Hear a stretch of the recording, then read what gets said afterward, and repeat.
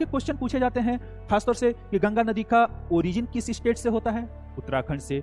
किस ग्लेशियर से होता है, तो गंगोत्री ग्लेशियर से। किस स्थान से होता है, तो गोमुख से। गंगा नदी कितने राज्यों से होकर बहती है, 5 राज्यों से, उत्तराखंड, उत्तर प्रदेश, बिहार, झारखंड एंड वेस्ट बंगाल। गंगा नदी कितने देश से बहती है, 2 देशों से, इंडिया और बांग्लादेश। गंगा नदी गिरती कहाँ है, तो बंगाल की खाड़ी। हो गया।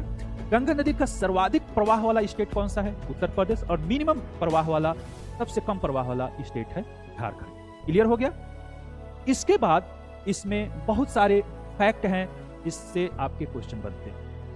गंगा नदी का सबसे इंपॉर्टेंट फैक्ट यह है कि जब गंगा नदी का ओरिजिन गोमुख से होता है तो उत्तराखंड में ही गोमुख से लेकर हरिद्वार के ऊपर तक, यानी कि गोमुख से लेकर हरिद्वार तक गंगा नदी को भागीरथ नदी कहा जाता है। क्या कहते हैं, भागीरथी नदी। यहां पर नाम लिखते चले, भागीरथी रिवर।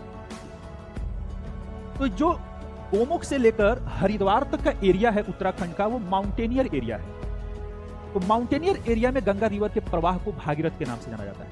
और आफ्टर हरिद्वार के बाद गंगा नदी प्लेन एरिया में, मैदानी भागों में एंट्री कर जाती है, तो हरिद्वार के बाद नदी का नाम हो जाता है गंगा नदी। तो हरिद्वार से नॉर्थ में गंगा नदी को भागीरथ नदी कहेंगे और उस रीजन को हम माउंटेनियर रीजन कहेंगे।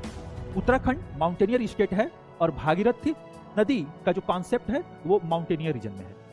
हरिद्वार के बाद प्लेन स्टार्ट हो जाता है और प्लेन में भागीरथ नदी को गंगा नदी हम कहना स्टार्ट कर देते हैं। ये कॉन्सेप्ट याद रखना है।